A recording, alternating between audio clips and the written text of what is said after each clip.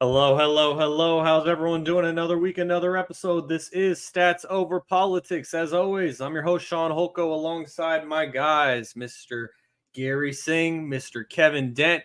Jaevon Toddy should be joining us very soon, and Kevin will as well, as he's in the background right now. But anyways, Garry, another week, another episode. I'm back after missing the last couple episodes due to some personal issues, but I'm happy to be here. Episode number 95. How are you doing today, my guy? Yes, sir. Rocking and rolling. Long time no see. Just hanged out with you and some old friends this weekend. Weird weather this weekend in Sacramento. One day super raining on Saturday and then back to sunny again. But some good playoff basketball over the rap battle we're going to get into just for a little entertainment. It's been a fun, entertaining weekend. Ready to chop it up, Shaun? Yes, sir. And I'm looking at Instagram Live, as everyone can find us. Stats Over Politics, Stats or Politics on X, but on Instagram and on TikTok. I was trying to think of what the other platform was. You can follow us at Stats Over Politics. I wanted to give a shout out to Instagram, but the guy who I was going to give a shout out to, I saw just dropped off. So never mind. No shout out for you. Anyways, let's get things started, Garry, because we talked about most of the first round series coming to an end last week. Most of them were at a point of 3-1. You had most of them get closed out in 5. You had Orlando and Cleveland end up going 7. But let's start out with the only semifinal series that has gone to 2 games thus far. But before we do, here on episode number 95, I want to bring our guy Kevin back in real quickly. Yes, sir. So, Kevin, how are we doing this week? After you unmute yourself. It's been a long 2 days, man. I would have thought it was Wednesday. If Shaun didn't call me, I would have woke up and saw the missed text. So I'm ready to get going. I'm happy I did all my notes and stuff beforehand, so I'm ready to rock and roll, man. Unfortunately, my Nuggets in 4 is not looking too hot. So now it's Nuggets in 6, baby, all the way. All right, Nuggets at 6, and I saw our guy Wes Reynolds. He was taking notes of your quote. I guess you call it a quote post on Instagram, whatever it is, of Nuggets in 6. Man, oh man, guys, the Minnesota Timberwolves. I've been re-listening to the Lil Yachty song recently. It's called like Minnesota, and it's just because this team has been on one lately. And the Timberwolves, they now lead 2-0 after winning on Monday night, 106-80 in Denver. The craziest part about this to me, Garry, is the fact that Rudy Gobert was out in this game. The reigning defending Defensive Player of the Year, as it was revealed today. 4th time in history. I think he's only the 2nd NBA player ever to win 4 Defensive Player of the Year trophies. And so Rudy Gobert is one of the greatest defensive players of all time, and the awards kind of just speak for themselves. But for this Timberwolves team to be missing the anchor of their tremendous defense and to not even miss a beat, I was absolutely shocked. But Garry, I want to hear more from you on this. Just what did you think about these first 2 games thus far? Man, oh man, like man, my picks, I've been picking a lot. I feel like of old school feeling. When I say about that, I've been thinking. I really thought game 1, the Nuggets were gonna come out, handle business because they're the defending champions. That's usually what defending champions do. And then you get the wake up call that Minnesota is not taking none of that. Simple as that. They're not taking none of that, and they brought it to them that game where. I was talking to one of my friends this weekend, and it's really crazy to see how, Jokic wasn't just not being Jokic these first 2 games. As much as we've seen be great, they got the formula, which makes sense because the team that built, obviously the Denver Nuggets is the same GM that is now for the Timberwolves.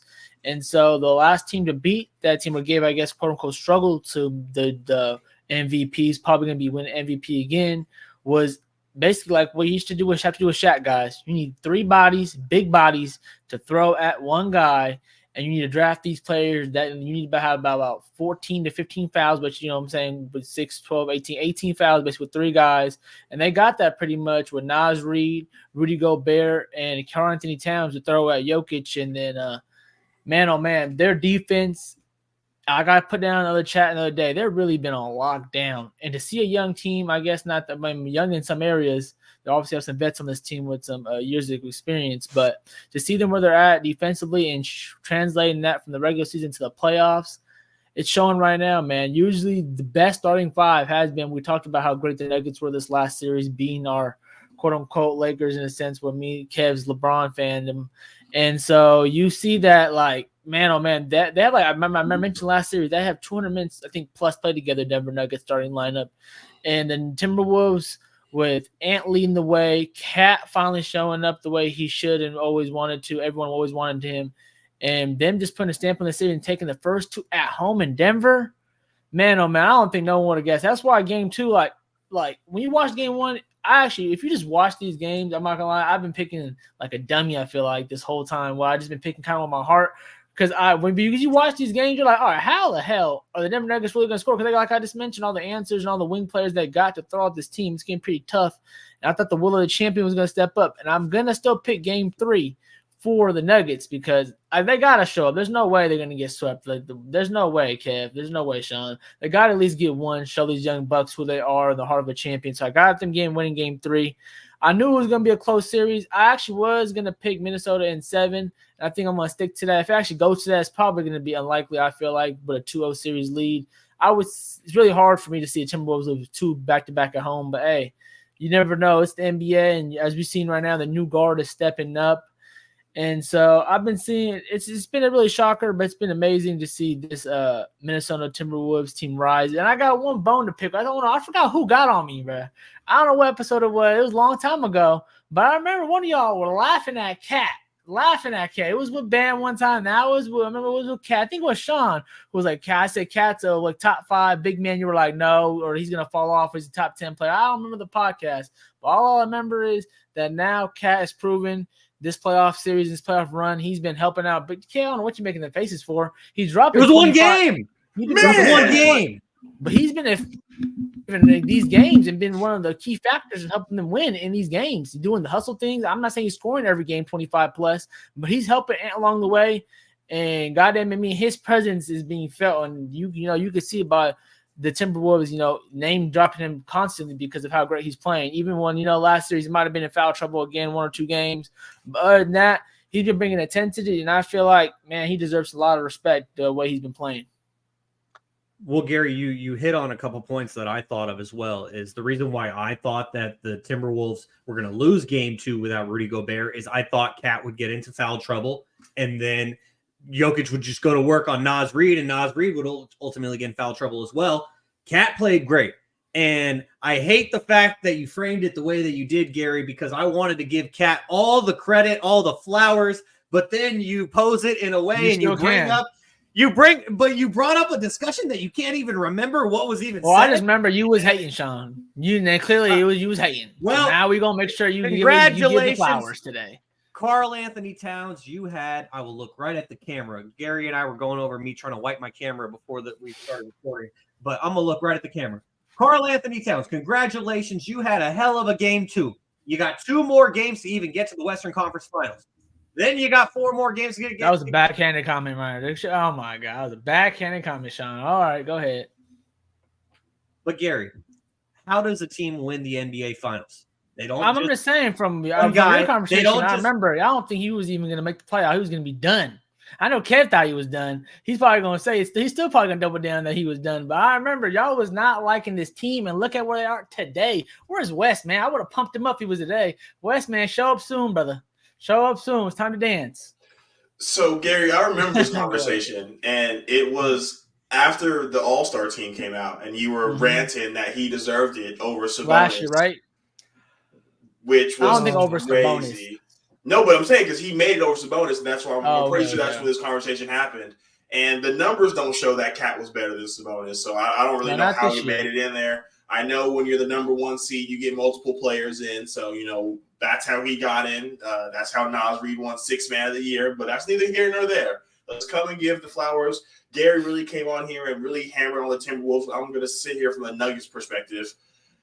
Mike Malone, Jamal Murray, KCP, Peyton Watson all summer long. They were taking shots at everybody. When you're on the top and the crowd is heavy, you can say whatever you want. But when you're now on the other side of it, Mike Malone's trying to get thrown out of games. You got people throwing towels. You got people throwing heat pads.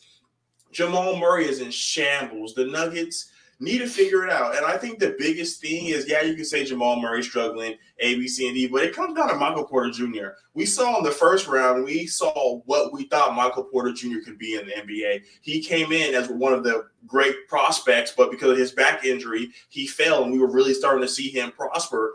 But does this mean the Timberwolves are really that good or the Nuggets are that bad? The Nuggets, when you look at the point totals, they got outscored by the Lakers every game. They were down 10, 15 points every halftime. They just made the adjustments, and the Timberwolves just aren't letting them get that off. They are going to have to come to a point where I know the Timberwolves, to their benefit, play big, so Aaron Gordon has to play another big. I think Aaron Gordon's going to have to guard Ant-Man. I don't want to see KCP on him no more. Every time you see KCP get a shoulder, you just see him step back and step back. And Ant's going to keep destroying him. Gordon might not be fast enough on the feet, Kev. Fast enough on the feet. I mean, Ant's really not running by nobody. He's getting a lot of middies. Oh, a lot of those middies, bro, hurt. Getting to the midi, he's going baseline. Yeah. He's going to the rack with ease. So the Timberwolves, the Nuggets are going to have to figure something out. It can't just be on the Joker. Like I mentioned, it comes down to the other guys. When I imagined this series, when I wanted to come in here and say Nuggets at 5, it was because the bench that we saw last series, every bench we saw, the Christian Braun show, the Peyton Watson show, Reggie Jackson came in there and did some things. We're not seeing that anymore. And the Nuggets weren't a deep team as it was. So last year when we went on their playoff run, you saw the Jeff Greens of the world, the Bruce Browns of the world. I was just about to say that, kid. They have a lot of young guys that got to get thrown into the fire, and they might not be ready for it. And I was talking to my guys in the group chat, and they were like, is this another 2021 Milwaukee Bucks? Like one and done, just had a hell of a run, and they're never going to be able to get back. The Nuggets, if they end up losing this series, we're going to have to take a step back and go to the drawing board because they're known for hitting on their late draft picks. Well, now those late draft picks are just showing that they were late draft picks for a reason. So they're going to have to find other scoring because Jamal Murray is hurt. They're going to have to figure something out because him and the Joker being their 2 primary ball handlers is not going to work against the team. Someone else is going to have to step up. And when I saw Michael Porter Jr. couldn't even take Rudy Gobert off the dribble, I was like, this team is in shambles. And then Gary's text message came shortly after. It's locked up.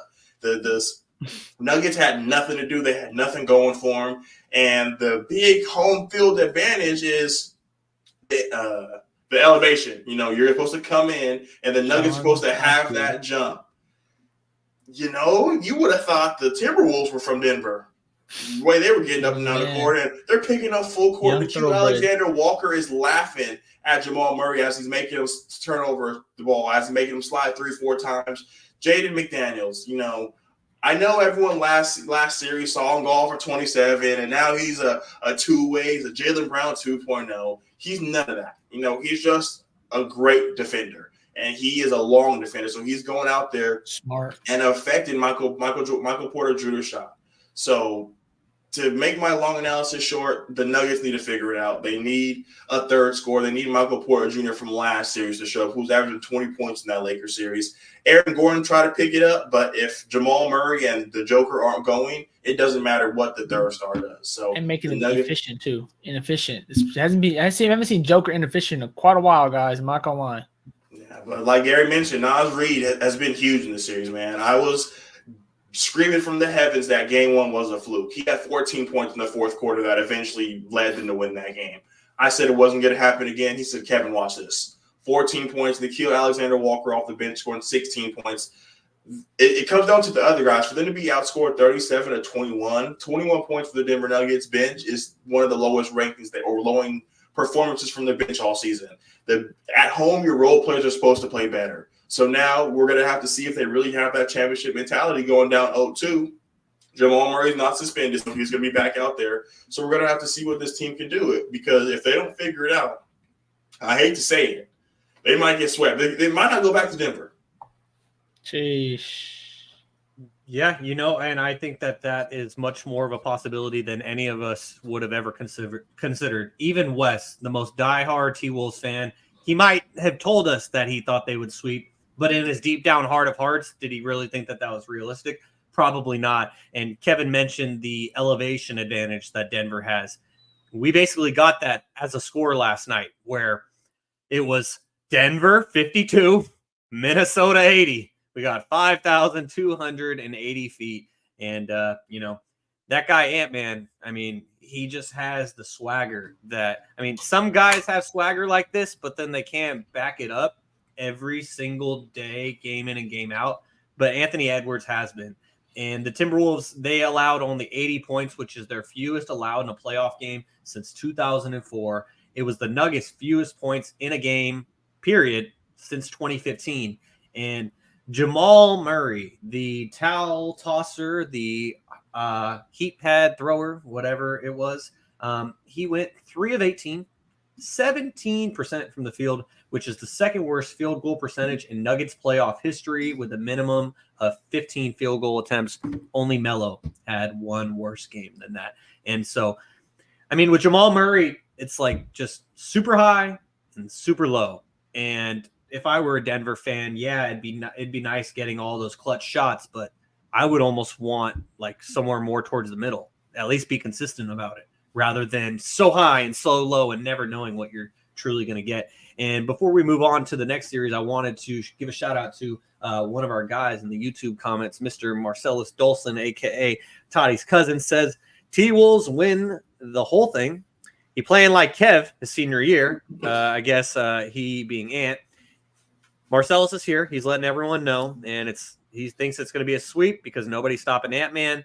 And Russ used to be that guy, and perfect timing. Uncle Manny says Murray shouldn't play due to injuries, but they got no bench. Well, I think Jamal Murray honestly got really lucky that he was not suspended. And I think if Denver had won one of those games, the NBA would have considered suspending him. Instead, they gave him, what was it, $100,000 fine because they don't want him to miss a pivotal game 3 because no team has ever come back from down 3-0 in an NBA playoff series. And so the NBA knows, okay, you're taking away the second best player from the reigning champions. You're basically putting an end to this series when I'm sure the NBA would rather get 5, 6, 7 games out of this series. So we shall see as of right now. I'm happy to say that because everyone's like, yeah, Kevin, if anyone else did this, I'm like, it has nothing to do with that. It could have been Drake. This is a business. They 100%. Don't want them to show 4 games. They want to get as much as they can. So, of course, they're going to give him a slap on the wrist. Now, The only way he would have been suspended is if Karl Anthony Towns lands on that heat pad and twists an ankle. And I'm talking centimeters. Now that, no matter what the game is, no matter what playoff series, he has to be suspended because that could have hurt somebody. And then at the end of the day, like you say, he was going at the ref, and you have to protect your refs. And where do you draw the line? And Draymond Green saying, "Well, if that was me, I would have got 10 games." Well, you have to look at the history. Jamal Murray is a nice guy from Canada. He's not really out here trying to hurt people. Nice guy from Canada. Yeah, the Canadians are very nice. And one final note that I wanted to mention, and this was from Game 1. Anthony Edwards has joined Kobe Bryant in 2001 as the only players with consecutive 40-point games at age 22 or younger in NBA postseason history. So is Anthony Edwards Michael Jordan, or is he Kobe Bryant, or is he a little bit of both? I guess we'll all have to wait. Maybe LeBron. Before we move on from this, bro, this has been killing me. Can we chill on the Michael Jordan and Kobe? When did he skip over Dwayne Wade? Yeah, Dwayne Wade at 23 took his team to the finals. Flash. Is Anthony Edwards going to do that? I think they should name drop him more too. They should just put Dwayne Wade in there. That'd be cool if they put him in there. It's kind of a slap in the face. I don't think they're skipping him over Dwayne. I think they were just mentioning like top two dogs, like they look like him type of thing. I don't know, dog. I hate the comparison because I mean, you look at Mike's numbers, 36 points. Like he was just going out there going crazy, but Dwayne Wade won a championship. Like I know you want to compare him to MJ's non-early success to Anthony's non-early success. We're missing the perfect example of what Anthony Edwards can be, and it has to be Dwayne Wade. Taking a team like this to the next level, the Heat were not like that without Dwayne Wade. Dwayne Wade did this on a rookie contract. Like a lot of people forget that. Like I know the rookie year was all about Melo and LeBron James, but Dwayne Wade went out there and did his thing. So I feel like that comparison, either the three of them need to be in the same pool, like Garry mentioned, but I think just throwing him above Dwayne Wade is absolutely insane. That's a good comparison, though, Kev. I think that's cool. I don't think no one brought that one up yet, so I think that was a pretty good one to bring up. Mm-hmm. And Marcel says he hooping harder than D Wade. What do you think, Kev? And he also said Marcellus also said he shoot better than Flash. Yeah, that's true. I mean, he's a better shooter, but I mean, Dwayne Wade we were saying slashing to the rim, athletic, one of the best two-way twos when he was doing his thing. I know when you look at the big three era, Dwayne Wade was diminished by knee injuries, but before that, I'm pretty sure he averaged about 28-30 on that finals run. Finals MVP, playing with Shaquille O'Neal, who was 2 years away from going on a three-peat.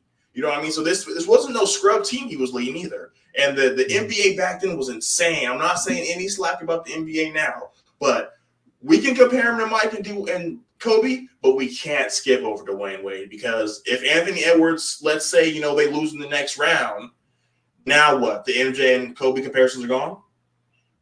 Dwayne Wade went there and did it. Even just think back to Devin Booker. Like Devin Booker when he made that finals run. Everyone was like, this is the second coming of Kobe. And he hasn't been back past the semifinals since. And yet now he's kind of just stuck in, I wouldn't say mediocrity because mediocrity is Sacramento. But I would say, he's Kevin, it's true. Basketball hell. Rudy Gay just said it again. But anyways, back in the day, new regime. Yeah. Hey, well, this is back in the day. The era of that's the I'm wearing. Yes. That's this second, right third year Marcus Cousins right there. Yeah, for all of our audio only listeners, I got a Boogie DeMarcus Cousins shirt from like Kevin said, probably about 2013, 2014. And that's right when Rudy Gay came in and they told him that they were going to keep Mike Malone and they fired Mike Malone. And then Mike Malone went on to win an NBA championship. Hey, at least the Kings made the playoffs. I can be happy about that. As we keep things moving here on episode number 95 of Stats Over Politics, Kings fan podcast right now, Shaun Holko alongside Garry Singh and Kevin Dent.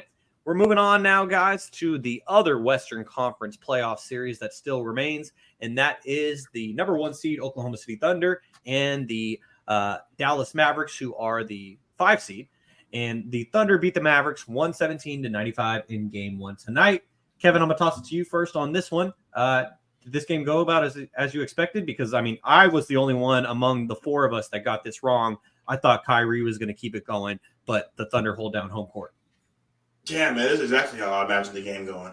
I know the Dallas Mavericks ended the season really well. Went from, I think, the 11th seed to the 6th seed. They made that huge run. We really get to see Kyrie and Luka really come into the picture. I know everyone's talking about the trade accusations and P.J. Washington and Daniel Gafford.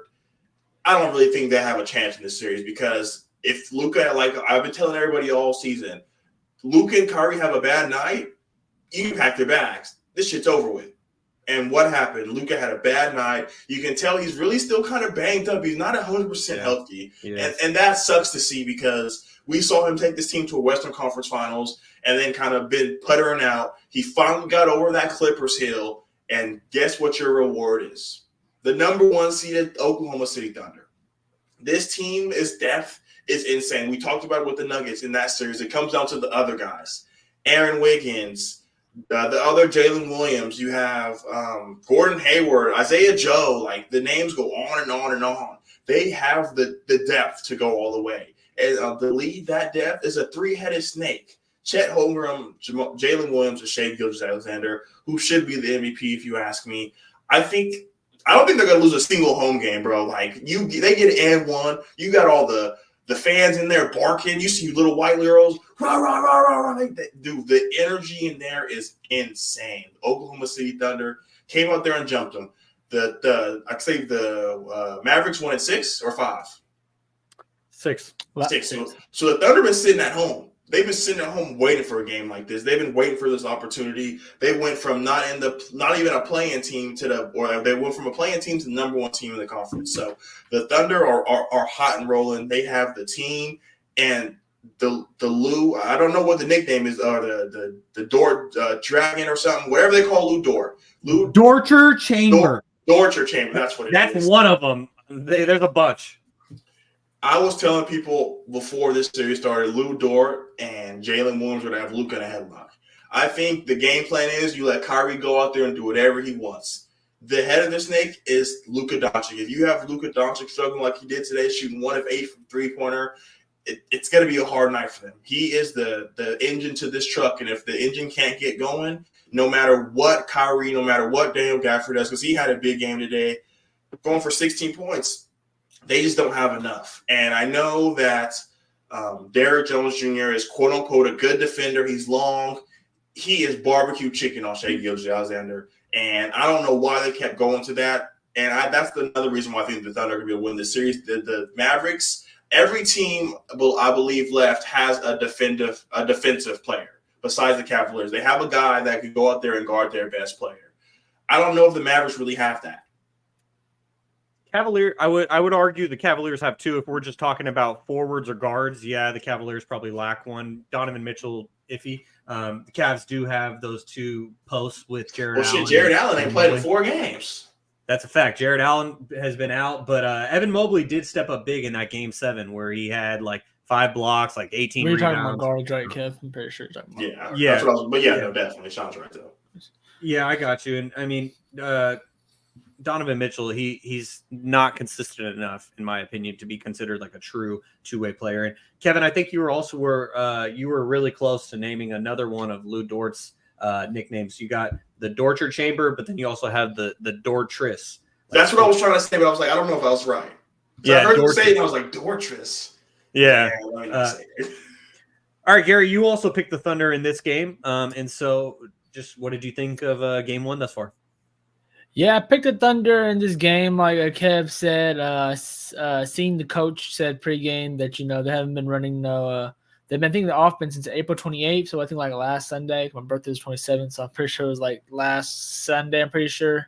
And so they have quite a few days off, almost a week or something like that. And so they, it's always rest versus rust type of situation, when teams have this long break. And so he said he let them just, keep the engine running, but not overloading too much. So I feel like they were going to be ready to go today, especially if this is a young team. And like Kev mentioned earlier, giving them all the praise. I got this series still in the Dallas Mavericks winning in 7, guys. But again, that's me picking because I just feel like there's 2 superstars that are going to out-superstar this team and show them and teach them a lesson in a way that, you might need to take your licks before you head to the next level.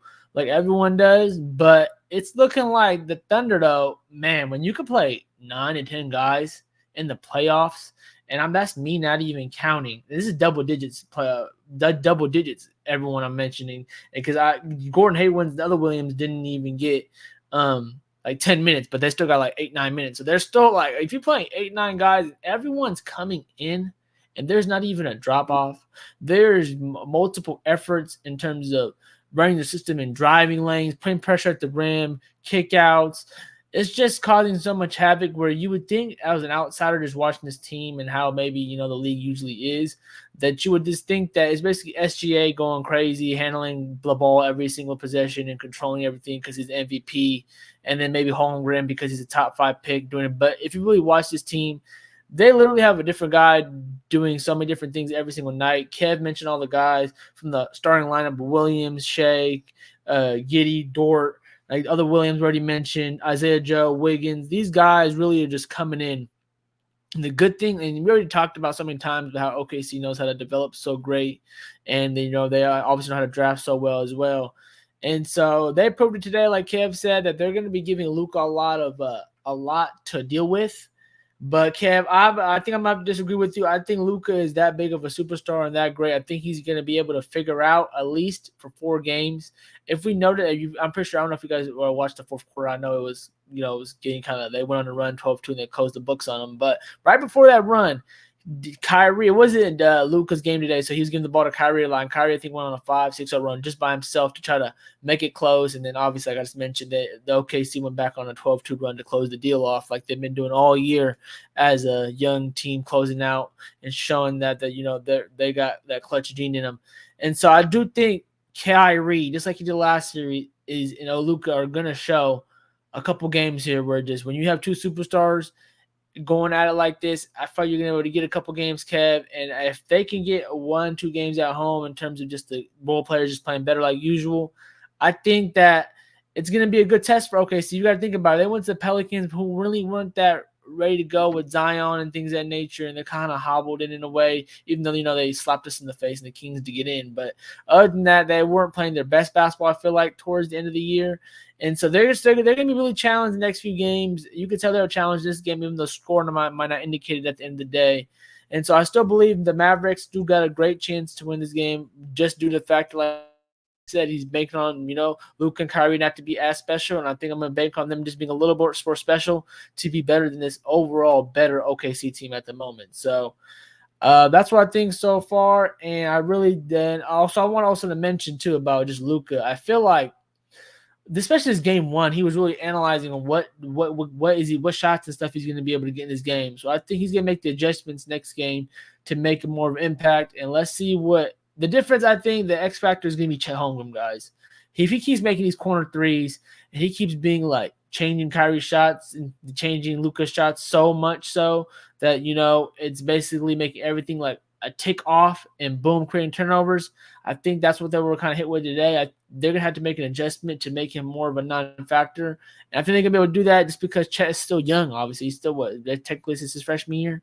So, what I'm saying? I feel like they can still – there's going to be still – Jason Kidd is been in the playoffs, obviously, one of the greatest point guards ever in his time, that he's going to make some adjustments to really put this this OKC team to the test. So I still think that's coming.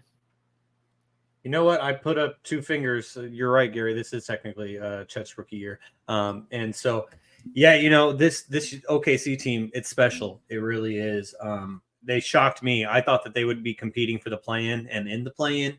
And obviously, they're the number 1 seed. And I'm just really loving the parity of the NBA this year because you look at the Western Conference, you have 2 fairly young teams up at the top of it. I know Denver's 2. They're the reigning champs. But Denver sandwiched in between 2 really young squads that I certainly – like, I wasn't even sure if the Timberwolves or the Thunder would – They are. And I wasn't really sure if either of these teams would even make the playoffs. And here they are as 2 of the top 3 seeds in the Western Conference. And then you look at the East, you have the Celtics, who are the behemoth and the favorite. But to me, I think the Celtics might choke. I don't know. That might be a question for later on. But other than the Celtics, the East is pretty much wide open as well. And so I'm really interested to see how all this goes as we now go from the – what's up, Gary? No, I was gonna say before we move on. I don't know if you're about to move on real quick, but Yeah, I would go love ahead. real quick thing. I would have loved to see a clash, if I am wrong, of SGA versus Ant. I think that's already been brewing. That would be a cool young, two young studs going at it for the next spot, Kev. Oh, that'd be some good Timberwolves don't want to entertainment, see man. that. They want to see that, man. Mm-hmm. That why not? Because then the narrative of Rudy getting played off the court comes to light. I don't know, Kev. He hasn't shown it just yet, and I ain't gonna lie. Let me tell you what. Jalen Williams ain't Aaron Gordon. Yeah, you are right. Jalen Williams ain't sitting in the dunker spot. Yeah, but I still think the Wolves, man, they show a lot. They can go pretty deep as well. That's what I think. But I don't know. I just love to see that clash. I just love to see that clash. Two young teams. And I don't know if we're gonna talk about this team. Are we gonna talk about the Game 7, Shaun, or no? Probably no. Not, go right? ahead. I'm assuming not.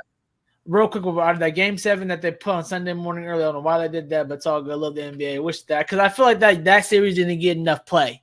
The Orlando and it was the NBA TV series. That's what it was. And I feel bad because literally there are a lot of young bucks that are coming. I just want to make this quick thought because that series is great and a lot of young guys were putting on great performances. Is showing. I know the beginning of the series is a little iffy with blowouts, things of nature, but it's proven the fact that the young teams, whoever were at home, won those games and role players felt comfortable. So that's what came to fruition. But I don't know if it's a hot take or what. Paolo is on the way. We already know that. I was gonna say that though for sure. In the next 5 years, he might be the best player in the East, and that is including, I love Jason Tatum, him being over there too. So I just want to say that real quick, Kev. Man, oh man, that guy is so young, and man, oh man, he might be the best player. Who? Timberwolves might be in the East here pretty soon. That means that man gonna be the best. Why you say that? Oh, are they going to the East, or was that? Is that maybe if the NBA expands to 32 teams, that could happen? But as of right now, I don't. Maybe I was Twitter. Something I saw. I don't know, but I would just. I mean, that would be funny. But man, I don't know if y'all see it too. I don't know if y'all have any pushback on what I just said. Though, man, I think Paolo Banchero, man, number one pick. I feel like kind of slept on his class too. USA team did great, but they failed. Man, oh man, this playoff run and this playoff and this year. He's someone that people I don't feel like really seen because in Orlando, and like Shaun said, NBA TV this whole playoff series. But man, oh man, he's on the way. He's on the way. He can do everything, man. Everything. He's a big body already. That's what I love, man. He's already big body and so into the rim easy. That's why I said he could be better than Jason Tatum because no one really forces him to any shot. Any shot he took because he wanted to take that shot in his playoffs. You know what I'm saying? So when you can be able to do that, nothing against Tim. I know I keep bringing Jason Tatum because I think he's the best player, and then Giannis are the best players in the East right now. So I feel like he'll be knocking on the door probably next year. Well, I know that as far as the three of us that are on the panel right now, Gary a little bit, Kevin, I'm not sure about you, but I'm a big wrestling aficionado. And in wrestling, anytime that someone may need to take a breather, they get the hot tag, and then the tag team partner comes in, none other than Mr. Jaevon Hottie joining us, giving us a hot tag for Kevin. Kevin, if you could stick around for just a minute or two until you get out of here. Jaevon, how are we doing, brother? So backstory about the day, our guy Evan, he hits me. He goes to Reno, hits me at 7:30 in the morning and said, "What you got for me today?" And I'm like, I'm not really gambling right now. But if I were to gamble, gotta be responsible. Yeah. I was like, but if I were to gamble, here's what I do. So I said verbatim, what did I say? I said Rangers money line, this is hockey. Avalanche and Stars over with 6.5. Thunder money line. You could parlay that if you at your own risk. You probably should. I probably would have parlayed it to be honest. Hotline. So the Rangers won in double overtime. The Avalanche and Stars game also went overtime and hit the over, and the Thunder by 25. So 675. If you want to put some money. Welcome, Evan. Good money. Good money there. Wish you would give me those kind of bets. Did not place the bet. You don't ask me for bets. You don't like hockey. You don't like to do hockey. So I like winning money. Whatever it means to win money, I'm in. If I got to bet on water, I'm betting. Yeah. Hey, Kev, before you leave, though, I got to take, since I talked about real quick that team that got eliminated. Von, you got anyone can hop on this real quick. I just want to see I have nothing really to say about it. I just want to hear what you guys say. I feel like you guys have probably a strong opinion. What do the Clippers do? What are we doing? We resetting it? We paying everybody? What are we doing, Kev? What you think they need to do? Hold on, wait, Rick. Can I? Okay, I'm gonna say something that is like not actually realistic, but I just have a joke I gotta get off, and it's probably a terrible joke. But what they should do is they should go and take all those millions and billions of dollars that Steve Ballmer has, go buy a time machine, and don't make the Paul George trade, because that has turned into one of the worst trades. SGA posted that too. That was funny. Ever, yeah, because SGA was at the top of it, and then all the first round picks, all the pick swaps. That's what the Clippers should do. Build a time machine. Don't make that trade. But Kevin, please give us an actual realistic scenario. They got all the toilets now. You got a new arena. You got to have a star player. They paid Kawhi Leonard. And unfortunately, everyone knows Kawhi Leonard's history in the playoffs. He hasn't been showing up as of recently. I know you guys want to say, he plays 65 games this season. He qualifies for All-NBA, so he's going to be an All-NBA player. He's going to have the accolades. But when it really comes down to it is they're not going to re-sign James Harden. James Harden did what James Harden does. He'll have a good playoff game, then have two really bad ones, then have another mediocre game. Paul George went back to being playoff P. So they're trying to figure it out. They have a lot of young guys over there. Ty Lue's up for a contract negotiation, so I'm really hoping he goes next door. But as far as the Clippers go as an organization, I think they're like Shaun said, I think they need to start building a time machine, because all those picks are going to start hitting, and they're not going to have any good picks. You can't bring in any good players. You have an aging, I guess you can say, a big four, if you really want to throw Russell Westbrook in there for, just to say they had a big four. But this team just crumbled. When you put all your eggs in one basket named Kawhi Leonard, and Ty Lue's talking the morning of saying he's going to play, and then he gets to the locker room and Kawhi's in a jumpsuit. So I just feel bad for Ty Lue, because he really never got a chance to show how good of a coach he is. We saw what he was able to do coming back from 3-1 that no one in the world thought he was going to be able to do. He's telling the Cavs players, leave some money in the locker room in the bag. We'll come back and get it. I know they're in this head like, yeah, this nigga's tripping. Like, there's no way we're going. Mm-hmm. And they did it. So Ty Lue, they have the coach. Kawhi Leonard, when healthy, is a top 10 player in the world. Paul George we saw him in the last playoffs without Kawhi Leonard taking him to a Western Conference Finals. Maybe that was 2 years ago. They have the talent, but I think we run to an end, and they're not going to pay Paul George for another max for 5 years when the first 6 years haven't been anything. I think the one thing before I get out of here, that bubble season was the Clippers' year. I feel like if the bubble never happens, I feel like we look at the Clippers in a whole different light. Like they get a ring? Not that maybe they don't get a ring, but they don't all want to go home in the bubble and they lose in the first round. Birth of Denver. That is, yeah.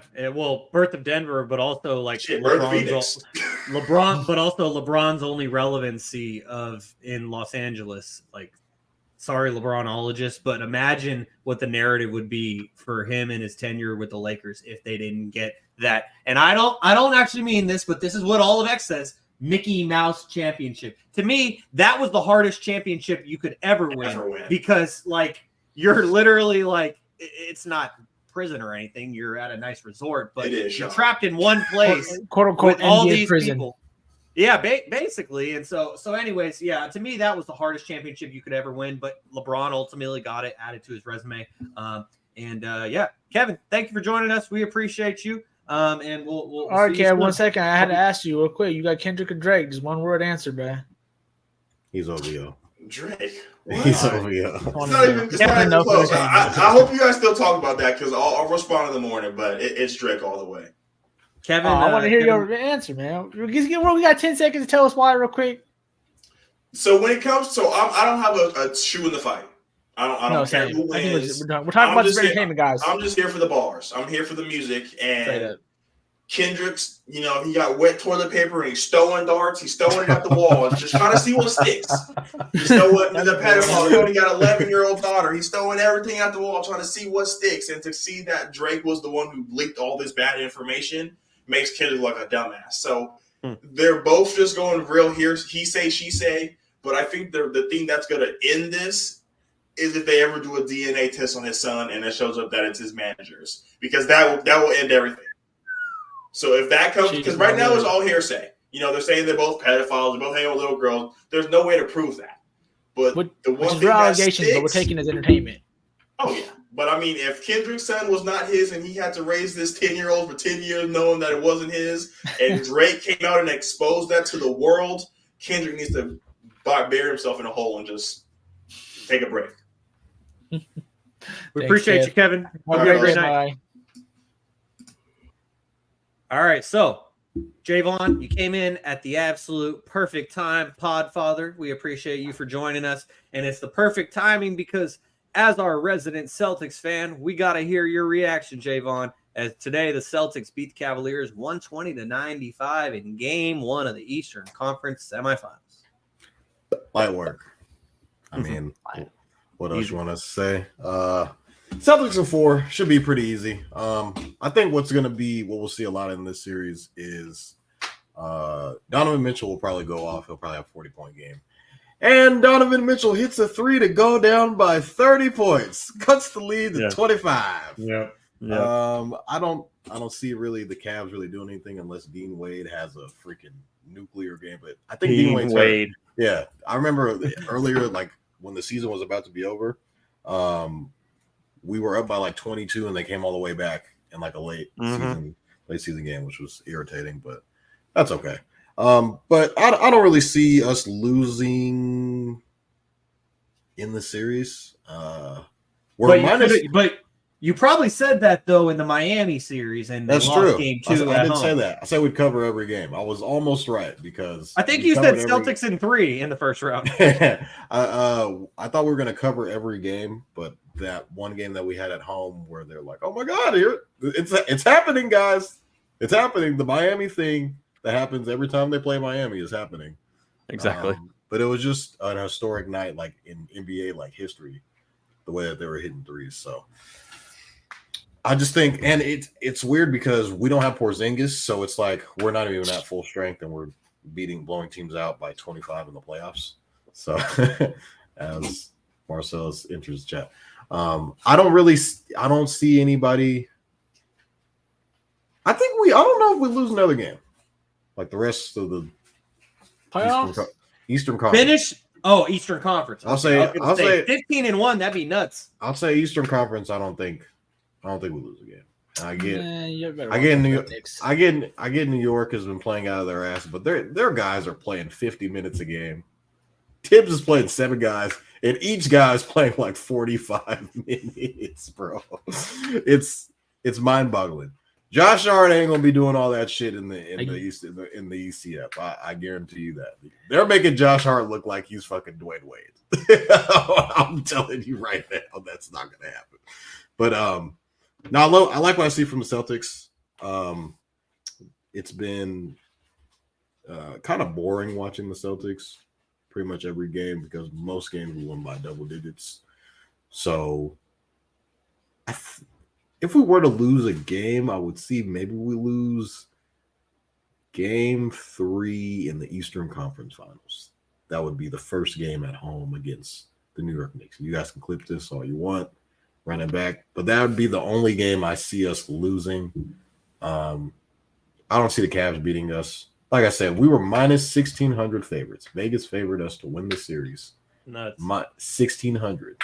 And that's without Porzingis. So I can only imagine what we look like at full strength. So not really enough money to be made on this series, but could have made some money if you would have took us in the spread. And the spread was the spread kept going up. It was started out at 10.5, then it moved up to 11.5, and then I saw that it closed at 12.5, which was insane.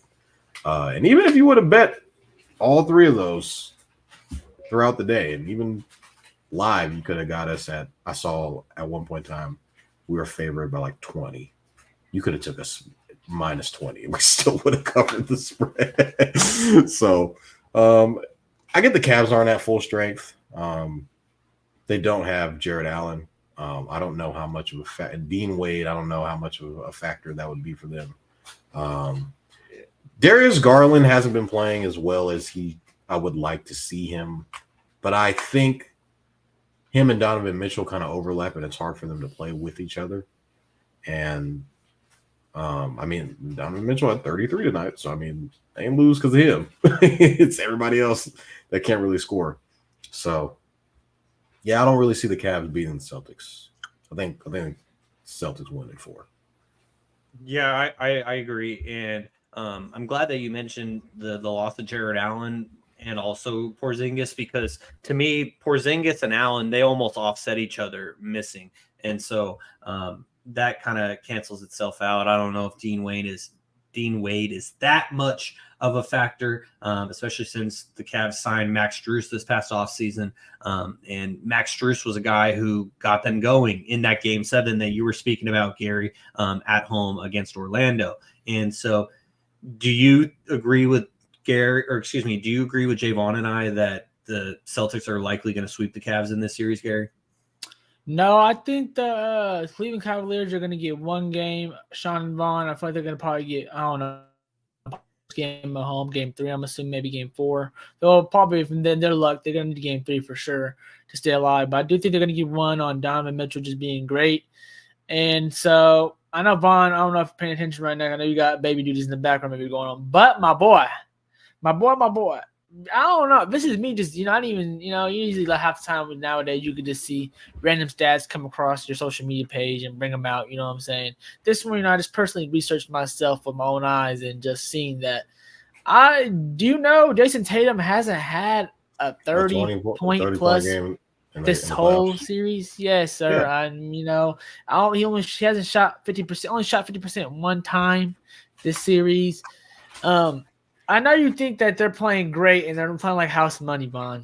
And I already tried to show you last series. I tried to tell you that your day is coming right now with these Celtics. Like they haven't got challenged yet, brother. They haven't got challenged. We're not gonna get challenged into the finals. I'm sorry. Okay. That's fine. I disagree. I think they're gonna be challenged in some type of challenge in the Eastern Conference Finals from hopefully the Knicks. And so this Boston Celtics team, you really can't take nothing away from Shaun and Vaughn. They're playing great. They're handling business. They're handling business besides what Jason Tatum's doing or not doing, I guess, quote unquote. I mean, it's just me seeing something that's not saying that he needs to get 30 to win. And that's not like that. It's just that if he was getting 30, but being more efficient, I think that, people wouldn't be seeing but 0 for 3, 0 for 5 from 3-point land tonight. It's me nitpicking because this is a championship team, and I've said this over and over again. And I think the reason I've been doing that is because obviously Vaughn's on the show, so I want to mess with him too. But I also think this team is great, and they have a lot of young, great studs, and this is their time. They've been knocking on the door. So them handling business and not making these games close, even though it's not, I guess, not a perfect way, is a good shout out to them. And I do think they're going to be able to win this series in 5. Just like I mentioned, Donovan Mitchell, I think, will get 1. And so, oh, man, this Cavs team, they came out a little bit today, but just wasn't enough in terms of what they needed to do in that first and this really that third quarter, let it go. Every quarter, really, but that first quarter, you only have 40 points allowed. The playoff series, if you let them roll already and they've already been taking days off and you're in Game 7 and things of that nature, you're going to have to come out better to really control this game. The only way the Cavs are really going to have the chance in this series if they can kind of control the tempo of each in one of these games and have every possession be a valuable possession. But if they have a lot of turnovers like they have today in a way and they're not rebounding, especially like tonight, it's going to be a long, long night. Their problem is they really don't get that many defenders, like we mentioned earlier with Shaun, where they got their defenders are at the rim, and they don't really got that many wing defenders to, combat your guys' guys. Isaac Okoro. So, exactly. Yeah, those guys are not going to – it's going to be tough to guard this team. So, Okoro is supposed to be that guy. And I think that's what Vaughn's mentioned. It's not going to be a challenge for the Celtics until the finals because the teams with wing defenders are in the West basically right now. So, Vaughn, it's like I guess it's like when LeBron used to be there, man. I can't hate. It's gonna be going to the finals every year, but man, oh man, it's gonna be tough when you get there. Go ahead, Vaughn. He for our audio only listeners, Vaughn's just pulling out the classic Shrek face. That's what you miss if you're not tuned in on YouTube, X, or Instagram Live here on episode number 5 of not 5, 95. We are 5 away from 100, episode number 95, as it's about 10:18 p.m. Pacific Standard Time on a Tuesday night here. Oh, in yeah, by the Sacramento, way, California. the Celtics are favored by 14 points, game 2. So are we hammering that? Are we hammering that minus 14, Jaevon? I don't see why not, man. What evidence shows you that? I don't know.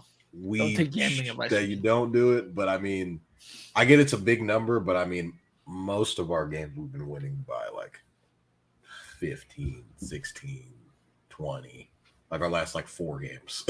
So it's like, I mean, like Garry said, we're kind of, I wouldn't say we're taking a back seat. We're kind of just, we're on autopilot right now. And it's crazy to say that in the second round of the playoffs, but I mean, that's just how good Celtics are.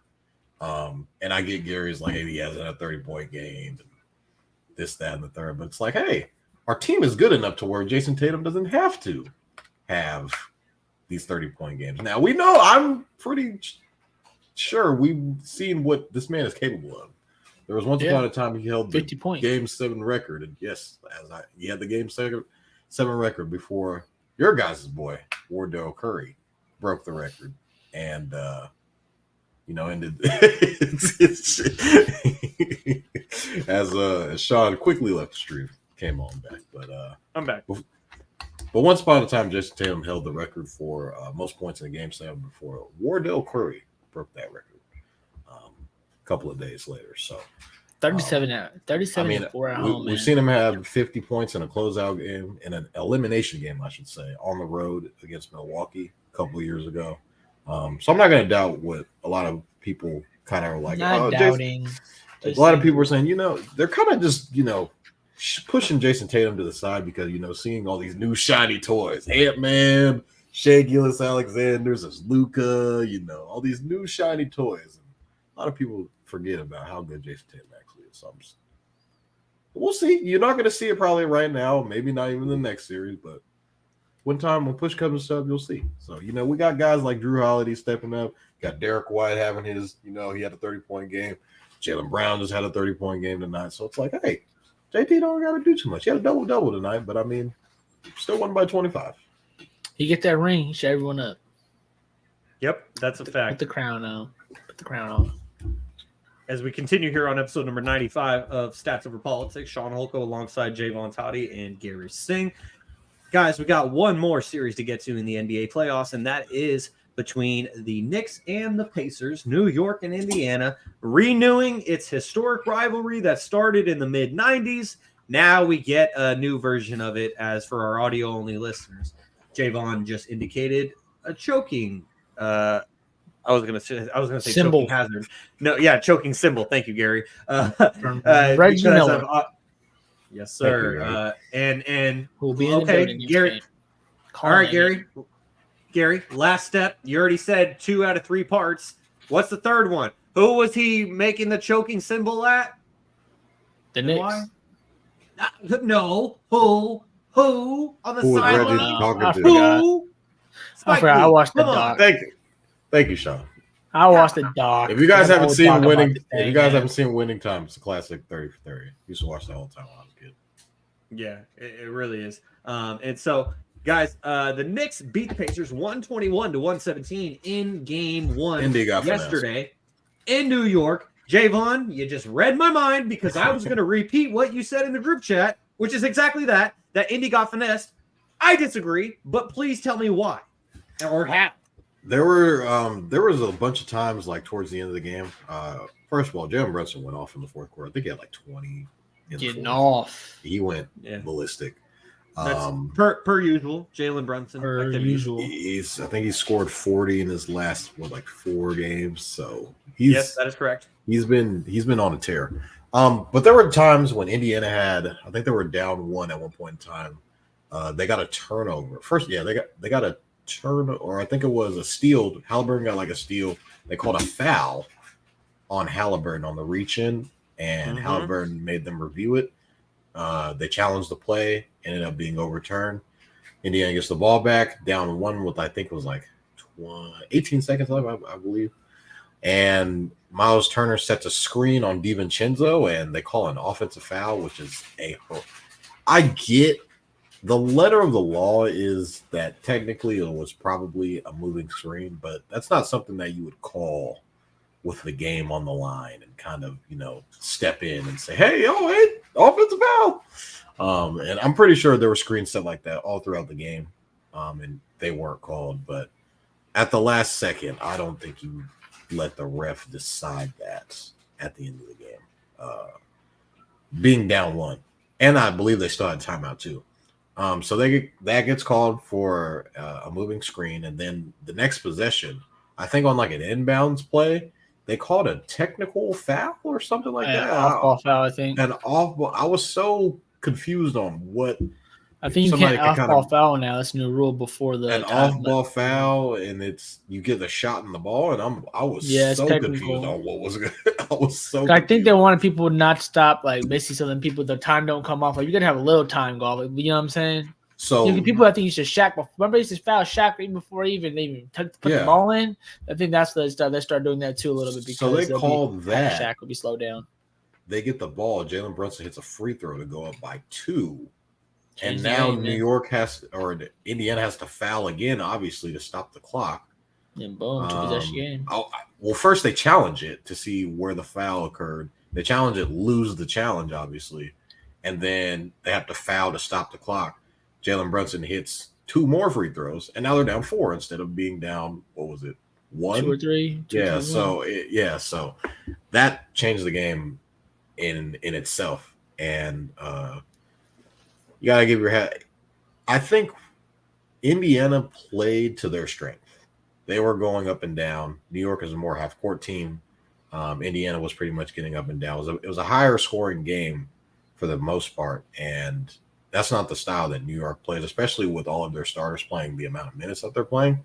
That's not the pace that they want to play at.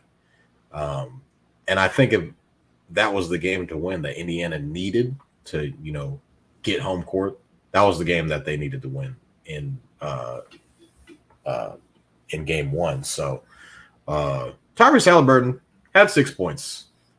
That's inexcusable. 2 of 6. That's inexcusable. Shoot, bro. Once upon a time, this was a guy we were talking about, one of the better point guards in the league, kind of comparing him to Jalen Brunson at one point in time. Saying, hey, would you rather have Tyrese Halliburton? Would you rather have Jalen Brunson?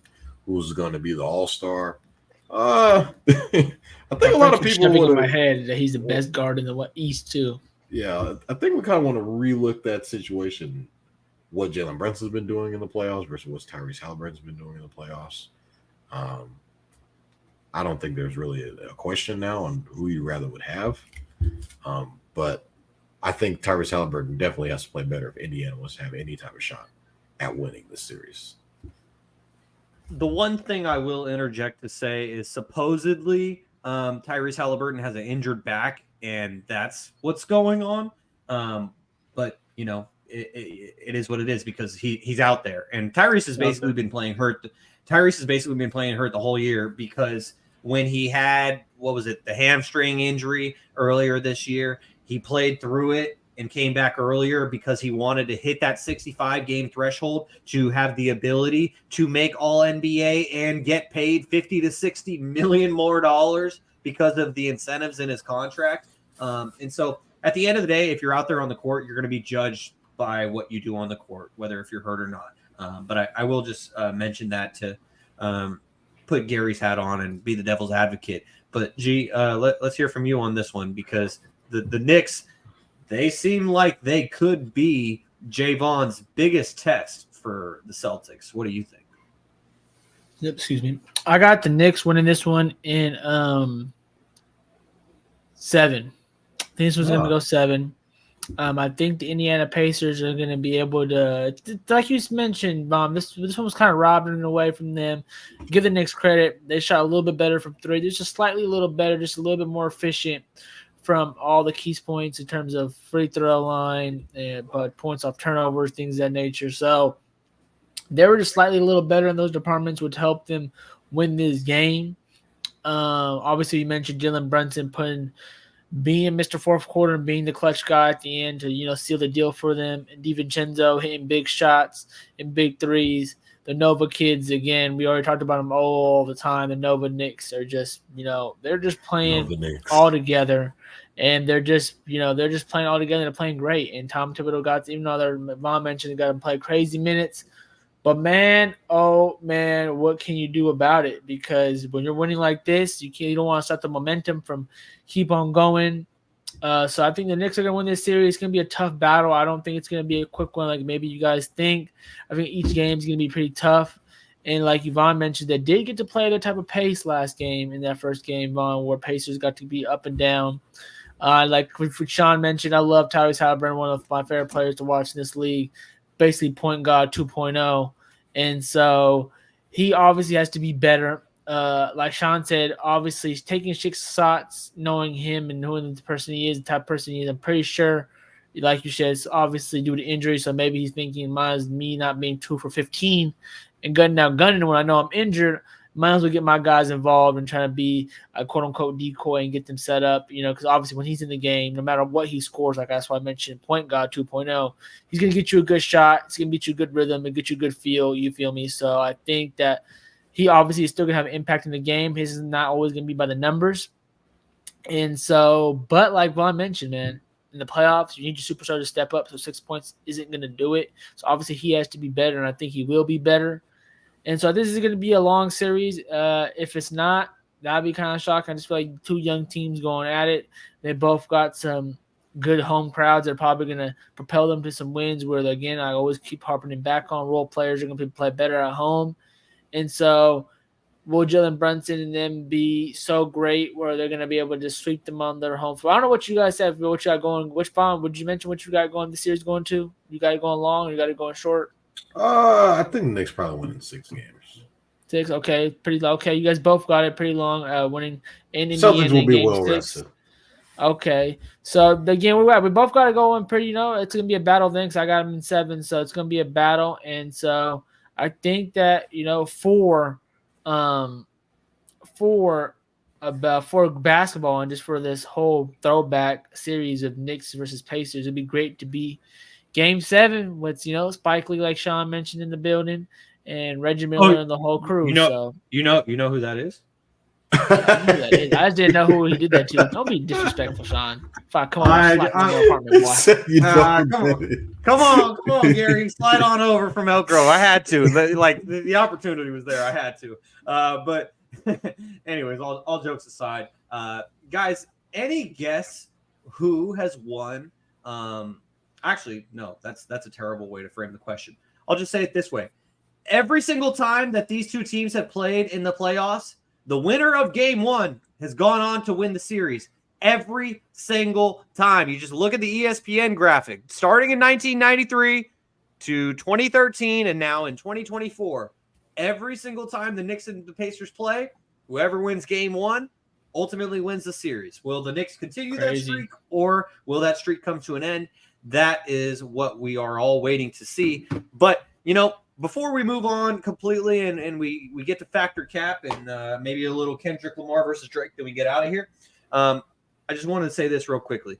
Shout out to our guy, Kevin. He's going to be watching this later. Kevin, do me a favor. Clip this because my close personal friend, Jalen Brunson, has been on a tear, and I just wanted to cite a couple of stats real quickly because Jalen Brunson has 210 points in his last 5 games, which is the most in a 5-game span in the postseason since Michael Jordan did it in 1993. And then also, it was already mentioned that Jalen Brunson has scored 40 points or more in 4 straight games, which now puts him on a list with that guy, Michael Jordan in 1993, the logo, Jerry West in 1965, and Bernard King, Knicks legend, in 1984 as the 4 players in NBA history that have had at least 40 points in 4 consecutive NBA postseason games. I saw that Jerry West did it like 6 times in a row. Which was insane. Jerry, exactly. Jerry West did it 6 times. Jalen, Michael, and Bernard have done it 4. We'll find out if Jalen can get it to 5. That's dope, man. 6. Who would have expected that? Sheesh. I absolutely love it. And the last thing that I'll mention about this series, and I was love to see him on all the commercials too. Yeah, me too. And Garry, at the very beginning of the show, you and I were briefly alluding to the State Hornet gathering that we had this weekend and getting to catch up with some of our colleagues. And after the actual event, we went to Vito's Pizza in Midtown, and we were all just shooting the shit, a lot of us talking about sports. And I said to Nigel and Jordan Parker that this Nova 3, like, these guys should not be this good. They are maximizing each other. Like, yeah, Jalen Brunson, he's going to probably be an all-star on his own because he's worked his way to get to there. But, like, Dante DiVincenzo, he was maybe a rotational piece for the Kings. Obviously, that didn't work out. He goes to Golden State. No, I think he's a bench guy in Golden State. And then Josh Hart, to me, Josh Hart is an NBA player, but he's a rotational guy. These three have like turned into something to say about chemistry, Shaun. Chemistry goes a long way. And Garry, you just hit the nail on the head because these three together they maximize each other, and it's like something I've never seen hard before. Like, break it up, man. Hopefully they can, hopefully they keep it together.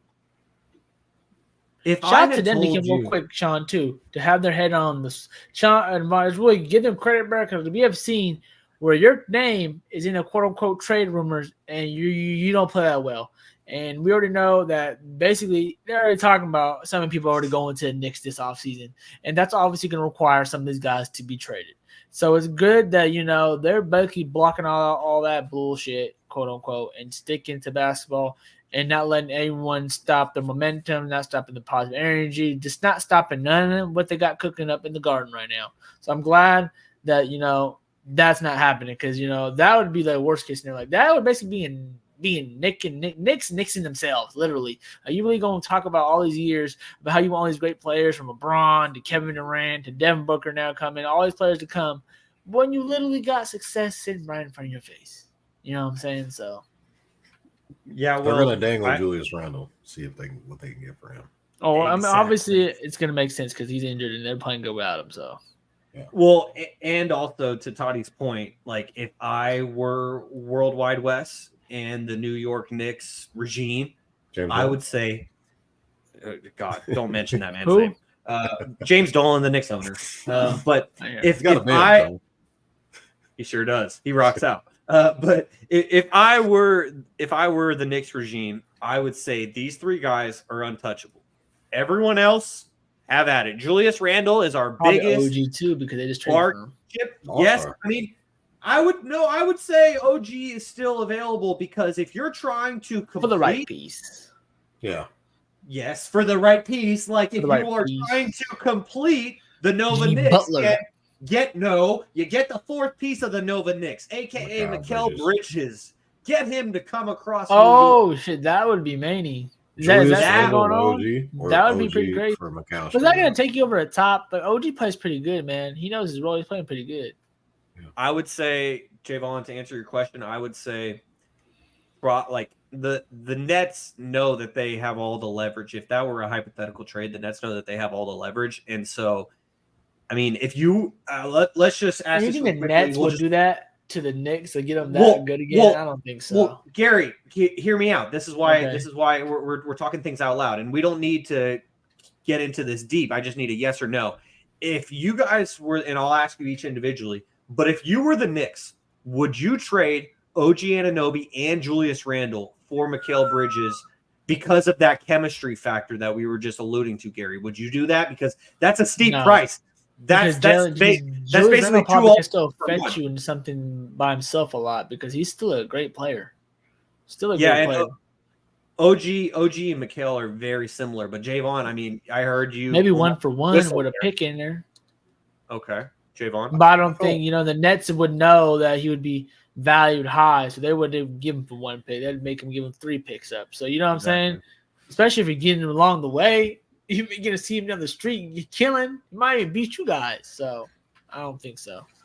Because Julius Randle's an all-star. Mikal Bridges has never been that. I feel like you should be able to get him for an OG and a no because, like you said, they're similar type players. Yeah, straight up. I don't know what their numbers are as far as scoring. I feel like Mikal Bridges' points per game are probably better scoring the ball because he's more of a number one type option. coming to. I feel like the Nets would ask for picks, and I think the Knicks have picks. So you could probably do OG and picks. I'd probably do that. It. I would do that if I could get. Oh, but OG's been playing so good for him. So, but you could keep. I mean, they might trade Randall. Or OG. Yeah, they might trade a Randall. So I don't know. Hartenstein has been playing out his ass. Yeah, I don't know if they want to trade. If they want to give him up either. So he's a. Tibbs is very picky on guys that he likes. He likes to play. So, and you can definitely see that by the minutes being played in this series. So, I don't know. When is Mikal Bridges a free agent after this year? I think he has a couple of years. Because I think he signed his extension right before he got traded. So there wouldn't be a way where he'd be a free agent unless he has like a player option in his final year. So yeah, he could basically has to wait. Yeah. I think it's inevitable that he ends up going to New York, to the Knicks in some type of way, just based off of how good that they are and how much better that they probably could be adding him to the mix too. Mm-hmm. Yeah, I mean, if you keep that core trio together, like you said, it's inevitable. But they got to keep that core trio together. As we close things out here on episode 95 of Stats Over Politics, Kevin did leave us with one factor cap question, so let's get to it, gentlemen. As this week on Factor Cap, Jaevon, I'm going to toss it to you first. Tell OG.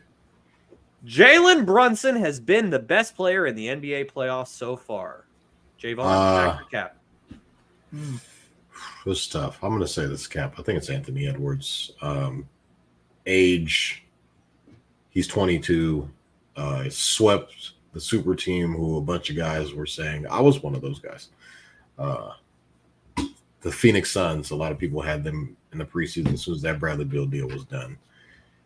They're going to the finals. There's no way you can guard these guys. I was a huge advocate for them. I think I did say that they would lose to the Nuggets, like in the Western Conference Finals, but I was pretty bullish on the Phoenix Suns. They kind of had a disappointing year. Anthony Edwards was kind of just popping out of nowhere. Now, Jalen Brunson has been playing out of his ass. We already mentioned the stats of him, Jerry West, Michael Jordan, and I forget who the other guy was on that list. But he's definitely like 1B right now. I'm looking off of who Anthony Edwards has been playing. He played Kevin Durant, Devin Booker, and Bradley Beal. Now Jalen Brunson did eliminate Joel Embiid, who was the former MVP, which was no slouch. They kind of gave up a game, and what was that, game 5 or 4 that was, where they let Tyrese Halliburton score 7 points in like 30 seconds, which was insane. But he's been on a tear. Like we said, he's had 4 40-point games in a row. Basically, without Jalen Brunson, this team is a lottery team.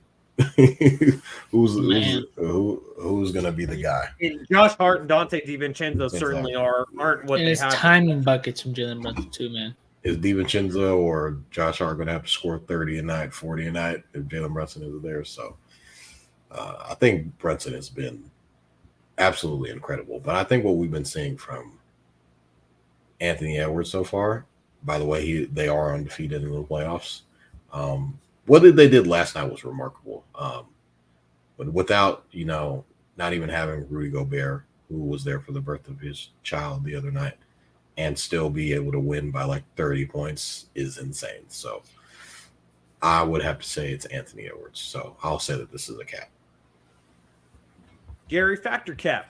Jalen Brunson has been the best player in the NBA playoffs so far. I think this is cap just because I think Vaughn hit it right on the money. It's just literally neck and neck, and by the points, he's leading he's offensive leader in points in the playoffs right now with 36.6, and at 32.3 and we can't sleep on Nikola is still obviously doing his thing, and even though he has had quote unquote 2 bad games in this year, he's still averaging 27.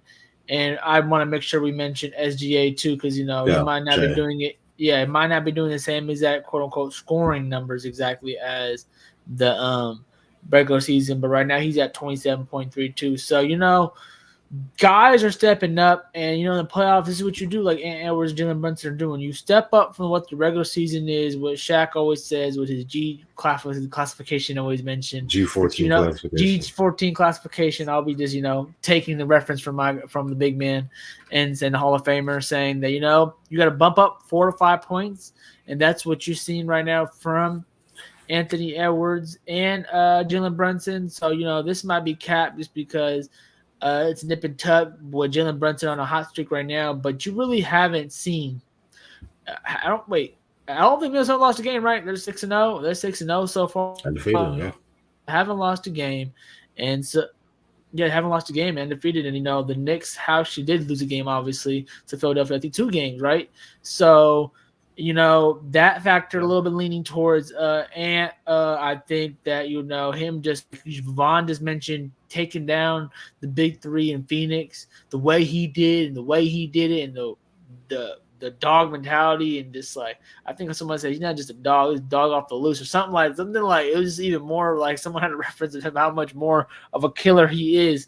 So him, Shea, and Luka, and like I mentioned, and Brunson, they're all kind of playing great right now. That's where their teams are advancing. That's where the teams are where they're at today. Obviously, the Celtics have multiple guys, so that's why we haven't really mentioned any players on that team.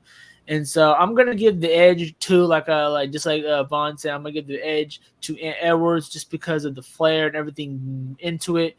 He's been playing like the best player in the NBA playoffs so far. And one key thing I think we didn't even mention that I think I'll just add a little sprinkle to what Vaughn mentioned is that defensively. That man is guarding whoever needs to be guarded. You want me to go guard KD? Got you, coach. You want me to go guard Book? Got you, coach. This series now coming up, who do you want me to guard? You want me to guard Jamal Murray all game? Got you, coach. You want me to guard other Murray? Got you, coach. I'm sorry, the Michael Porter Jr. As whoever you want me to guard, I'll guard him. He don't care. He's not scared of nobody, not ducking no smoke. And not saying Jalen Brunson is, but they got the tools for their player, their team to guard those best players where, he don't have to do that on both sides. And we all know playing both sides, and especially what we mentioned earlier, Shaun, in Denver, oh man, and Edwards, but he said he went to a Warriors trip. I think that was his pre-draft workout with the Warriors. And they said he ain't good enough. He ain't working hard enough. You're not conditioned enough. Oh, yeah, the Warriors. All these things. And so, when they told him that, and he said I went back to the lab and I got better, he's showing all the way till now. Like those are one of the keys to success, guys, who can still play through tiredness, through your body's wearing down the playoffs. You know what I'm saying? You're on 100, man, and can you still be mentally tough enough to take those fourth quarter shots like these two guys been doing, to make the right plays, not to gas out and make that little slight turnover that is going to cost you at the end. So. I know it's a long-winded answer, Shaun, my bad. And I said, I copy everything Vaughn said. But man, oh man, these guys are playing great. And so, yeah, I got Mr. Edwards, Ant-Man himself playing. I seen a cool little meme real quick. Ant-Man playing in the Joker. They got the Joker anime, like the Joker Marvel and Ant-Man just beating them out. So it was pretty cool. I think that's pretty cool dynamic, man. These guys are playing all great. Can't wait to see who's going to be the champ. No surprise here. This is a fact. Jalen Brunson has been the best player in the NBA playoffs so far. I mean, this is stats over politics after all, right? Jalen Brunson, guys, I know I mentioned the stats earlier where in the last 5 games, he's had 210 points, most since Michael Jordan in 1993. Okay, I already said that. No big deal. Oh, no big deal. Puts himself with Bernard King, Michael Jordan, and Jerry West has 2 more, but puts himself with those 3 legends with 4 consecutive 40-point games. Already talked about that. Let's get to some other stuff. Did you guys know that Jalen Brunson is the only player in playoff history to average over 40 points a game and over 9 assists per game over a 5-game span? He's not just scoring. Like we talked about, okay, yeah, Ant's not just scoring. He's also playing defense. And we've been doing so many great things. Exactly. So has SGA, and it's like you're choosing from the gold mine here. But to me, Jalen Brunson has clearly been the best player in the NBA playoffs because, as I said, he's not just scoring, he's also facilitating. And in this one playoff run, Jalen Brunson is 2 40-point games away from tying Bernard King for the most 40-point playoff games in Knick history. You guys know how many Patrick Ewing had in his entire Knicks tenure? Who? Two. How many did I almost said Carmelo Anthony. How many 40-point games did he have as a Knick? Carl Anthony. Who? Yeah, Carl Anthony. Carmelo Anthony. Carl Anthony. It's too damn close. But, yeah. Carmelo, all those guys are sitting at the court side of the game. They're there. They sure were. Yeah. Carmelo had 2 40-point games as a Knick. Patrick Ewing, 2 40-point games as a Knick. Jalen Brunson has had 5 just in this playoff run so far, and he's guaranteed to have at least 3 more games. Actually, he's guaranteed to have at least 4 more, and that's if the Pacers were to sweep him from here on. Finally, we look at active playoff scoring leaders. Jalen Brunson, and I believe that this is throughout their career. I'm looking at this stat right now on Brunson Muse. Stat Muse's Jalen Brunson account. On Brunson Muse, you look at active playoff scoring leaders. Jalen Brunson is at the top. 36.6 points per game is how much he averages in the playoffs. Then there's a big gap. Oh, there's your guys' guy. Anthony Edwards, 32.3. A whole 4 points lower. And then you go Luka Doncic, 29.8. Donovan Mitchell, 28.7. SGA, 27.3. And again, like I already mentioned, he's also doing it with assists, so he's not just scoring. This is a fact. Jalen Brunson has been the best player in the NBA playoffs so far. And I will conclude this just by saying, as I was going to earlier, if you had told me 6 months ago that the big three of Jalen Brunson, Josh Hart, and Dante DiVincenzo would have a longer playoff run than the big three of Devin Booker, Kevin Durant, and Bradley Beal, I would have said that you were smoking crack and stay away from me. Well, guess what? I guess that's the case because these guys have been going nuts. Guys, episode 95, we're out of here, but I don't have really much to say. I'm the generic white guy, but any final thoughts with any final thoughts with the Kendrick Lamar and Drake? I showed you all weekend. I showed you 3 songs. I know. I've heard enough, but I don't have enough to give an insightful opinion. Go ahead, Mom. I just wanted to talk about some fun since it's part of the culture right now. Go ahead, Mom. What's your thoughts, man? What's the scoreboard looking like? I mean, it kind of just all started. What's the series? With the Like That record, with the Metro Boomin Future song, Kendrick was on there, which was a great record. I like the record. I like the album. Both parts were pretty good. And then, it kind of just seemed like on that album per se. Yeah, I'll just kind of just break it all down. So basically on the We Don't Trust You, the whole entire album, it seems like a whole bunch of people were just picking, fights at Drake and just taking little subtle shots, which is kind of weird. Given that he's worked with pretty much every single one of these guys that are kind of taking shots at him. And then, kind of just all spiraled from there. And then Drake puts out a record, Push-Ups, which kind of previewed on Twitter. And then people were like, oh shit, Drake responded. And I was like, okay, this is good. He's kind of mentioning everybody that responded to him. I think Rick Ross responded the same day. That weekend, Rick Ross is yeah, he's a character. So that happened. A couple of PBL Drizzy. So a couple of weeks go by. Came with a beat. Yes. So a couple of weeks go by, and Kendrick finally drops. We didn't know. I think 2 weeks go by. Kendrick finally drops. He drops Euphoria. I actually like that song. I think it's one of the better songs in the beef, I guess, going on right now. I was listening to today. He was talking about a lot of stuff on there. Kind of a little this was a real jab at Drake because in the Like That song, it was kind of just he was saying that he's part of the big three, this, that, and the third. But he actually made a song about Drake, and I was like, oh shit! So we got a little something going on here. So then. Drake responds, or no. I think Drake had with a 16 LA. Yeah, There you go. Let me just put this right here real quick. Yeah, he had the 16 and shit. 16 in LA. This is the timeline except Drake's last drop, guys.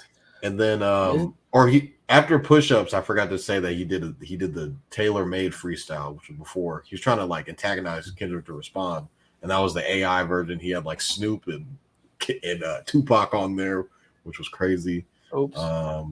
And then so basically after all of that went down, after Kendrick Lamar double drops, Drake responds with Family Matters, and Family Matters I think is probably the best song out of all of the songs. Bruh. I think actually it's one of the best songs out of all of the records that have been coming out. I thought it was over after that. And then Kendrick responds with the West Meet Coast, he had Meet the Grams, but that kind of turned out later on. We'll figure out that was kind of basically a bullshit ass song. Gotcha. That I feel like washes everything that kind of happens. Because basically all he was saying was all of the stuff that the breadcrumbs that Drake kind of like edged him on to believing that he had a daughter. Bamboozled him. Yeah, made him think that he had a daughter and this, that, and the third, and he's a pedophile and all that weird shit. That was kind of crazy. I thought the song was pretty cool. Like in the moment, like when you first heard the song, it was like, whoa. So, and then when, a couple of days start to, go by, you're kind of listening to, oh, it's fake, this, that, and the third. Kendrick took the bait. So I thought it was kind of weird when he basically double dropped, and which he double dropped again with Not Like Us. And I think Not Like Us is a really good record. It's probably going to be a hit record. Slapper. It's like one of those club songs West that Coast. you could really like. Yeah, it's like a West Coast type vibe with DJ Mustard being on the as a producer. I love Mustard, by the way. Does a bunch of white stuff. I think it's a really like song that you could like really like listen to like in the car. It's like a song that you could like slap in the car. But basically, he's kind of like doubling down. What he's talking about, he's kind of like doubling down on the whole pedophile thing in the song, basically. So Drake responds with The Heart Part 6. It's The Heart Part 6, which is like it's like a play on what Kendrick Lamar's he has his Heart series to go to Part 5, and I thought it was pretty cool how it stopped on 6 because like Drake calls himself the Sixth God and all this other stuff. So he basically is kind of debunking everything that Kendrick is saying. Is like, why aren't you, speaking the facts, basically? And a bunch of Kendrick, everybody on X it's pretty crazy on how much people give a fuck about this, like on how divided people are on how Kendrick responded with bars. Drake ain't got no hits in the thing, blah, blah, blah. And I'm like, well, I think he has the best overall song in Family Matters, but I think Not Like Us is probably going to be the hit out of all of the songs, but I also think that Family Matters is also a hit as well. Mm-hmm. But the two, I don't know, like the Meet the Grams, I feel like that song kind of just gets washed up because it's about nothing. It's like it's not really about anything. So if I were to pick who's winning, I like both artists though. Like I fuck with Drake. Oh yeah. I went to a Kendrick Lamar concert like for my birthday a couple of years ago. If I were to say who's winning, I guess it's Drake because he's like apparently come with facts, I guess. But a bunch of people will say that, oh, Drake's lying too, so he doesn't have facts. So I mean, it's a lot's going on right now in like hip hop world right now. Garry, this past weekend, when we went out and about on a fucking Sunday night in downtown Sacramento, and we went to Dive Bar, they were playing one of the songs. Wasn't it? It was Not Like Us that was playing over the speakers, right? Yeah, that shit was going hard. So close us out, Garry. Like Vaughn mentioned, we just talking about this because it's the culture and entertainment, and like Vaughn mentioned, I'm a fan of both these guys. I've never been like a one guy leaning both ways. To be honest with you, back in the day, I ain't gonna lie, I was on Meek Mill side versus Drake. So I ain't never been I ain't never gonna lie. So I was literally, I like both of these guys. I love good music. Couple things and notes. I know I brought it up, I want to talk about just for fun. And so there's so many different aspects we can go from this, to be honest with you guys. But I think the aspect I wanted to go is that I think that this is really dope for the culture. I think this is, like, I don't know, this is probably the best rap battle I've seen, guys, to be personally, with so many songs dropping. Like, I think I seen someone that they could basically did a collab album together and literally honestly, and dropped so many bangers. And I'm so glad both of these quote unquote goats of this generation stepped up to the plate, made their fans happy. And, I know today there was a quote-unquote shooting, and there's at Drake's house, and the security guard. Hopefully every day, Shaun, some security got shot up at Drake's house today. I missed that. So hopefully, and I sure, think maybe someone's manager, I think Cash, who's like EXO, which is the Weeknd's manager, who's also been quote-unquote dissed in this. I think that, I think someone got shot there too. I don't know. I'm not 100% sure, obviously. But hopefully it's not going none of that, because, one thing I liked about this beef I've been saying is that, unlike, we guys from Sacramento, we had a lot of Sacramento beef as well. Everyone knows who grew up here. And, that always turns into violence in the streets and people passing away and things of nature. And that's what, when it goes to that level, it's never, ever coming back, So I hope that, this stays just to the music, just to the bars, and just to that, what I'm saying? In the whole debate, quote unquote, in terms of musically wise, I think it's neck and neck. I think it's literally neck and neck in terms of bars wise. But like Vaughn said, I was shocked, man. I thought Vaughn and Kev and all you guys maybe were going to leave toward Kendrick, because everyone, I feel like the internet is going towards Kendrick, leaning his way. Maybe I'm just getting that bias towards on my post social media. You know how that goes.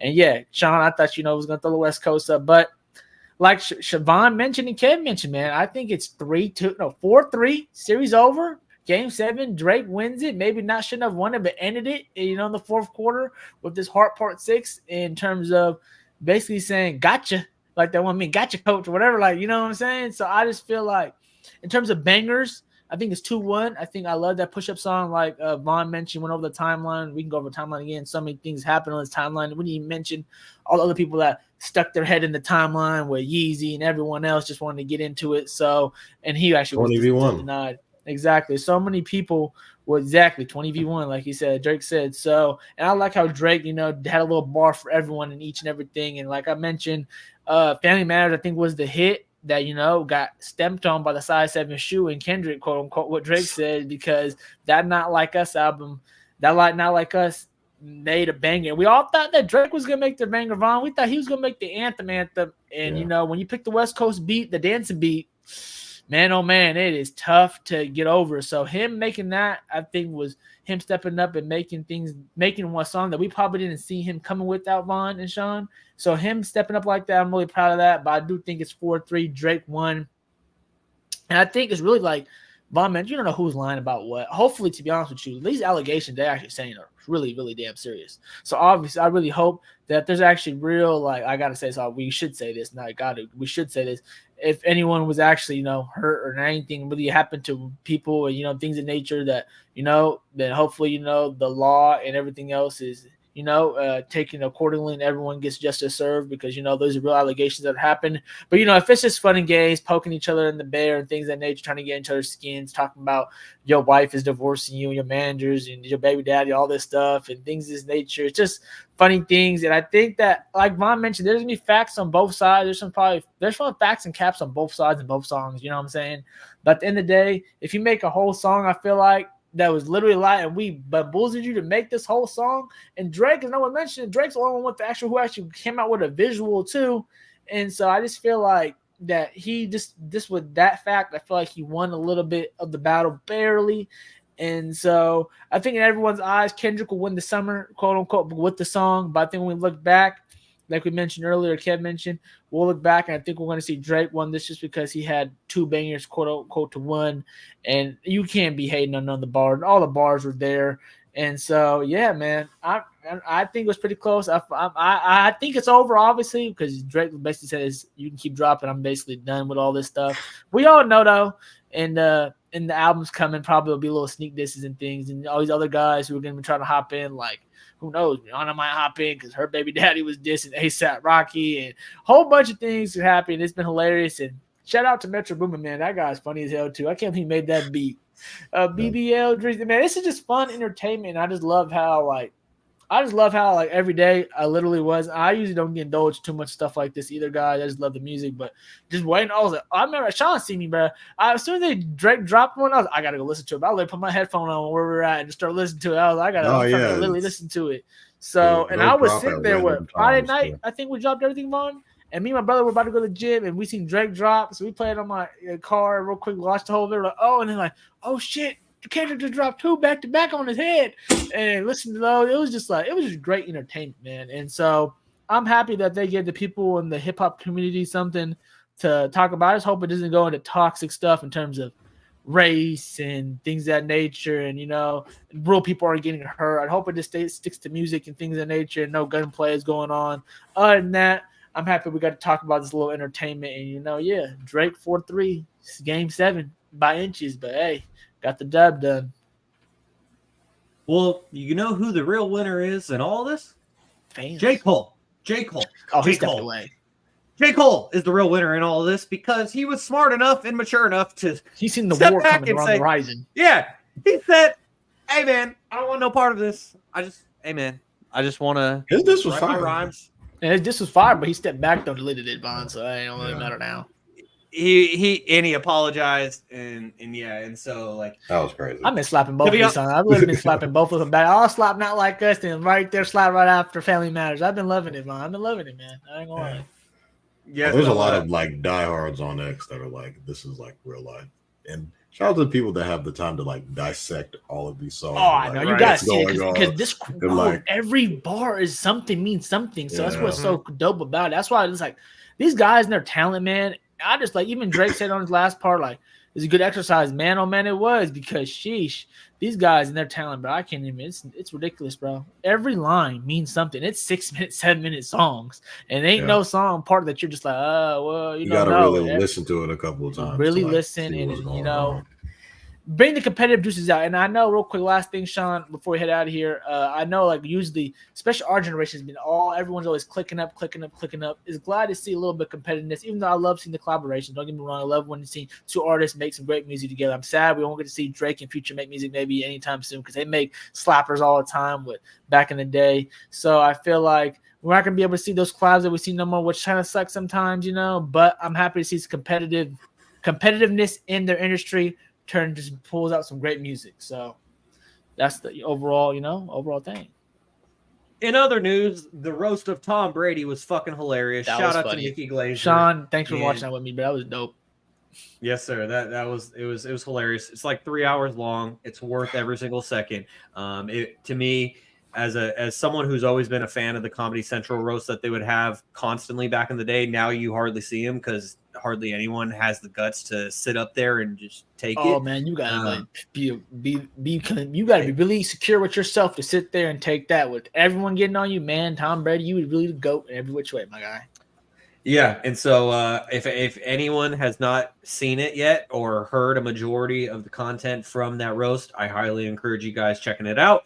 Anyways, that's going to do it for episode number 95 of Stats Over Politics. Make sure to give us a like on YouTube. It helps us a lot. And if you enjoy the podcast, hit subscribe to get notifications when we go live. You can follow us on Instagram and TikTok at Stats Over Politics and on X at Stats Over Politics. Make sure to subscribe, rate, and review on all podcast platforms. And if you're enjoying the show, you know what to do.